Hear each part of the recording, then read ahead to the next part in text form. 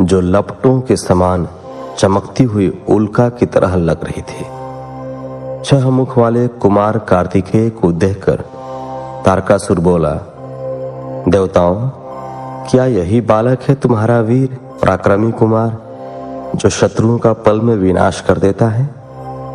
यह कहकर तारकासुर जोर से अट्टहास करने लगा और बोला कि इस बालक के साथ तुम सभी को मार दूंगा।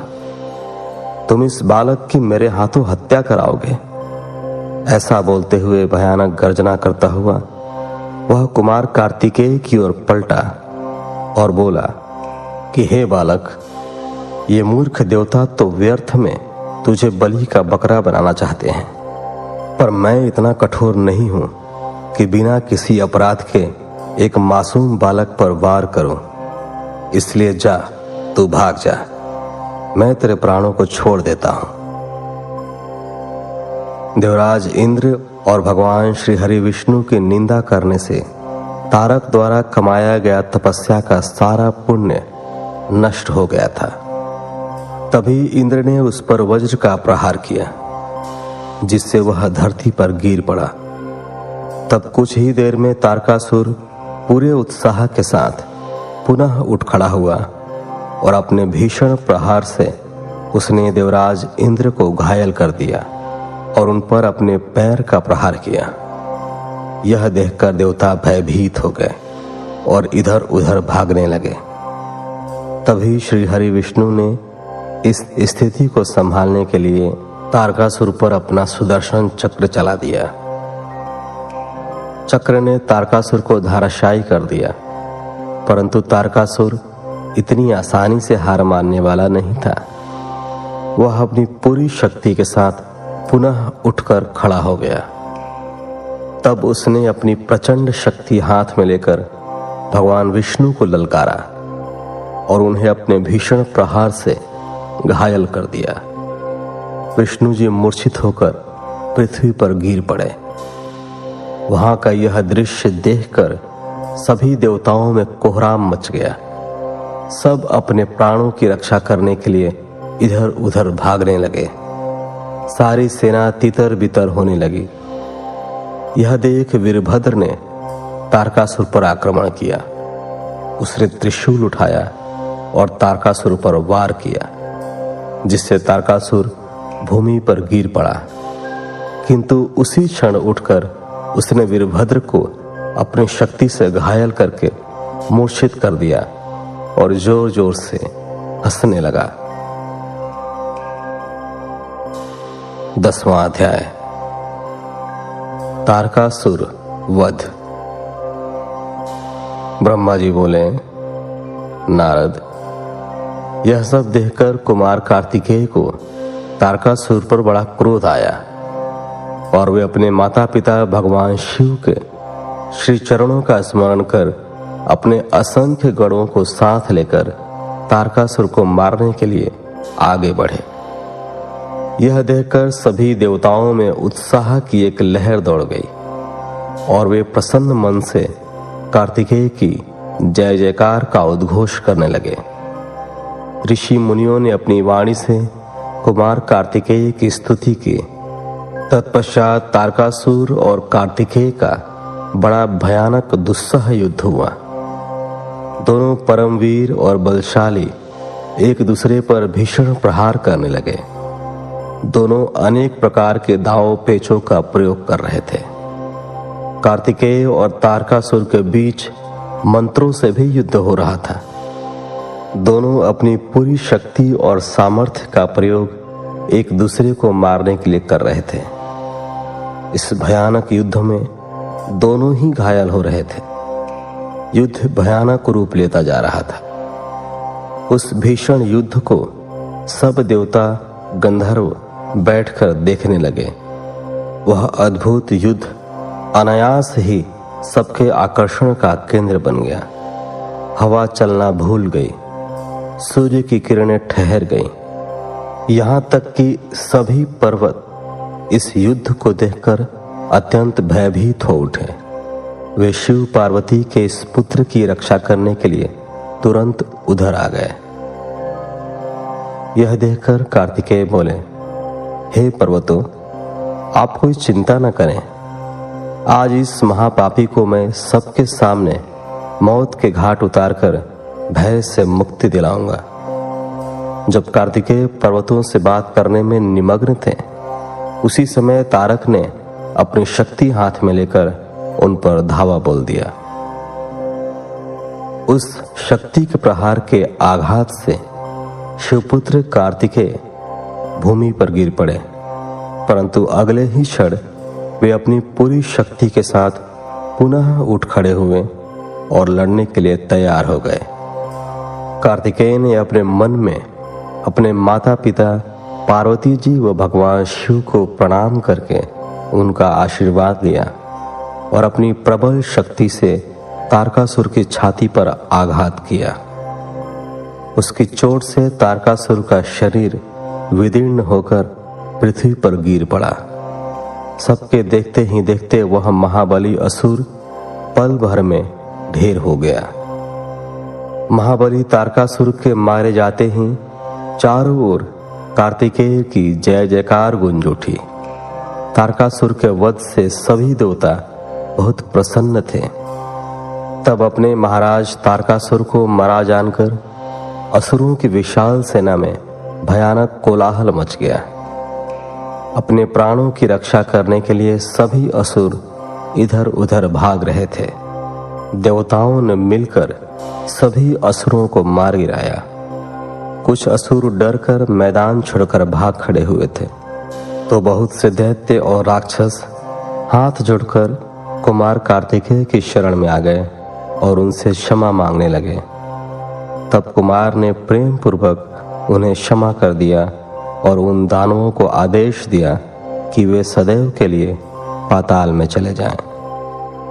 इस प्रकार तारकासुर के मारे जाने पर उसकी सारी सेना पल भर में नष्ट हो गई। यह देखकर देवराज इंद्र के साथ साथ समस्त देवताओं और संसार के प्राणियों में खुशी की लहर दौड़ पड़े।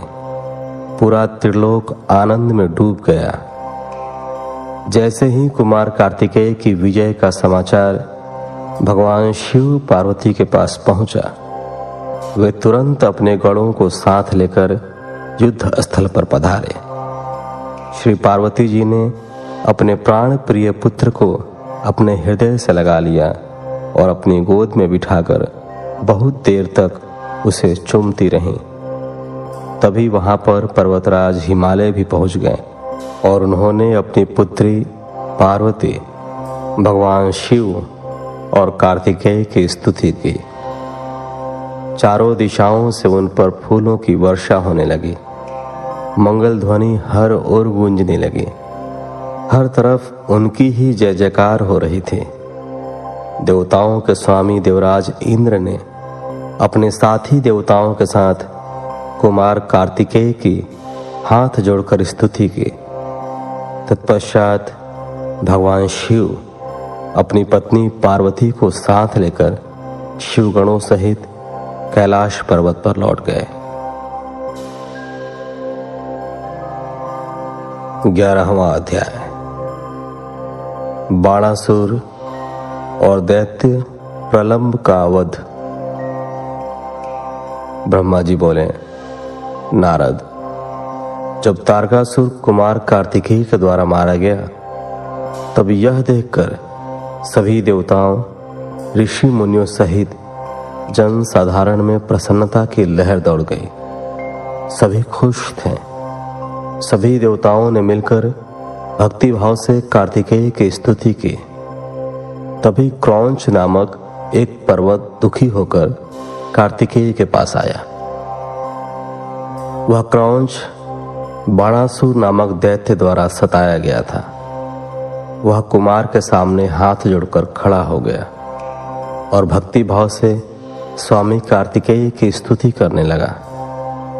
तत्पश्चात बोला, हे प्रभु, बाणासुर मुझे बहुत कष्ट दे रहा है, आप उससे मेरी रक्षा कीजिए।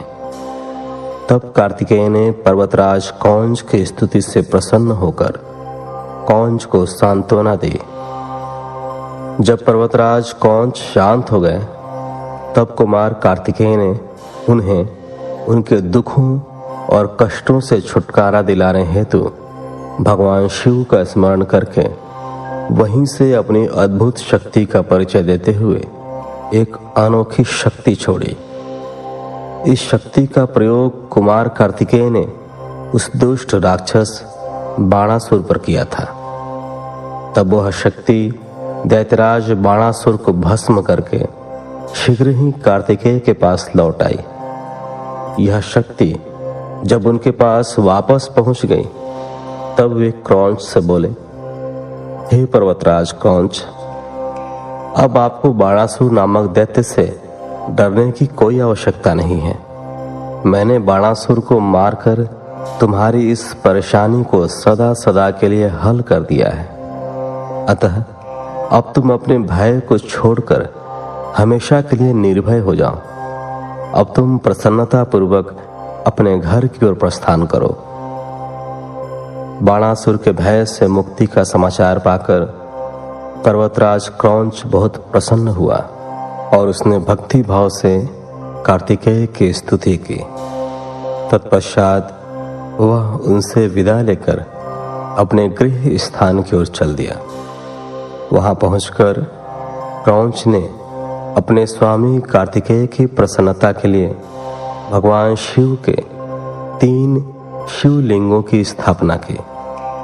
प्रतिज्ञेश्वर, कपालेश्वर और कुमारेश्वर नामक ये 3 शिवलिंग विश्व विख्यात हैं और लोगों की आस्था और भक्ति का जीता जागता उदाहरण है। ये शिवलिंग सिद्धिदायक है और 16 महान ज्योतिर्लिंगों में सम्मिलित है। पर्वतराज क्रौंच के अपने स्थान पर वापस लौट जाने के उपरांत देवताओं के गुरु बृहस्पति ने कुमार कार्तिकेय से कहा कि कुमार, देवताओं द्वारा आपको शिव पार्वती की आज्ञा से यहाँ महाबली तारकासुर का वध करने के लिए लाया गया था। इस अभीष्ट कार्य की पूर्ति हो चुकी है। अतः अब आपको कैलाश पर्वत पर लौट जाना चाहिए। गुरु बृहस्पति की बात अभी पूरी भी नहीं हुई थी कि तभी प्रलंबासुर नामक दैत्य ने बहुत उपद्रव मचाना शुरू कर दिया और लोगों को कष्ट देना आरंभ कर दिया। तब शेष जी के पुत्र कुमुद दुखी अवस्था में कुमार कार्तिकेय के पास आए।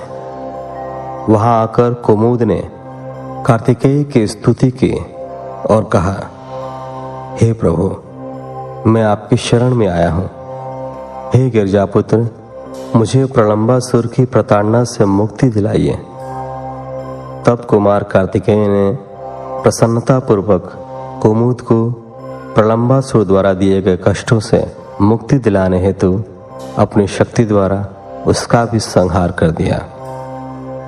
उस प्रलंबासुर को उसके साथियों सहित मरा जानकर उसके शेष पुत्र कुमुद ने कार्तिकेय की बहुत स्तुति की और अपने निवास स्थान पाताल को चला गया। 12वां अध्याय, कार्तिकेय का कैलाश गमन। ब्रह्मा जी बोले, हे नारद, इस प्रकार जब कार्तिकेय द्वारा दैत्यराज बाणासुर और प्रलंबासुर को भस्म कर दिया गया, तब सभी देवताओं ने सहर्ष कार्तिकेय का स्तमन किया। देवता बोले, हे देव, हम राक्षसराज तारक का वध करने वाले आपको नमस्कार करते हैं। हे शंकर नंदन, हे गिरजापुत्र, आपने बाणासुर और प्रलंबासुर नामक राक्षसों का संहार कर इस त्रिलोक के संकटों को दूर किया है। आपकी भक्ति पवित्र है तथा आपका स्वरूप विघ्नों का नाश कर अभय प्रदान करने वाला है। हम सब स्वच्छ मन से आपकी स्तुति करते हैं। आप हमारी इस स्तुति को स्वीकार करें। कुमार, हम आशा करते हैं कि आप इसी प्रकार सदैव हमारे कष्टों और संकटों को दूर करने में हमारी सहायता करेंगे। देवताओं द्वारा की गई इस अनन्य स्तुति को सुनकर कुमार कार्तिकेय का हृदय प्रसन्नता से खिल उठा। उन्होंने सभी देवताओं को सहर्ष उत्तम वरदान प्रदान किए तथा भविष्य में सदैव सहायता करने का उन्हें वचन दिया। पर्वतों द्वारा की गई स्तुति से प्रसन्न होकर कार्तिकेय बोले, हे भूधरो, आप सदा से उत्तम और श्रेष्ठ हैं। आज से आप सभी साधु संतों और तपस्या में लीन रहने वाले साधकों द्वारा पूजनीय होंगे। पर्वतों में श्रेष्ठ मेरे नाना हिमालय इन ज्ञानियों और तपस्वियों के लिए फलदाता सिद्ध होंगे। श्री हरि विष्णु बोले, हे कुमार, महाबली तारक का वध करके अपने इस चराचर जगत को सुखी कर दिया है। अब आप अपना पुत्र होने का कर्तव्य भी निभाएं। अब आपको अपने माता पिता भगवान शिव और पार्वती की प्रसन्नता के लिए उनके पास कैलाश पर्वत पर जाना चाहिए। तत्पश्चात कुमार सभी देवताओं के साथ दिव्य विमान में बैठकर अपने माता पिता के पास कैलाश पर्वत की ओर चल दिए। वे सब आनंद ध्वनि करते हुए भगवान शिव के पास पहुंचे। विष्णु जी सहित सभी देवताओं ने त्रिलोकीनाथ भगवान शिव को प्रणाम करके उनकी स्तुति की।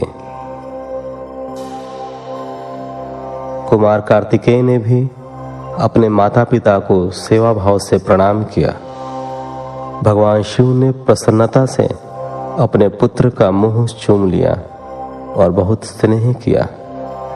देवी पार्वती ने कुमार को अपनी गोद में बिठाकर खूब चूमा। यह देखकर सभी देवता आनंद में मग्न होकर शिव, पार्वती और कार्तिकेय की जय जयकार करने लगे। तत्पश्चात सभी देवताओं सहित श्री हरि विष्णु और मैंने देवादिदेव शिव जी से जाने की आज्ञा मांगी और अपने अपने लोक को चले गए।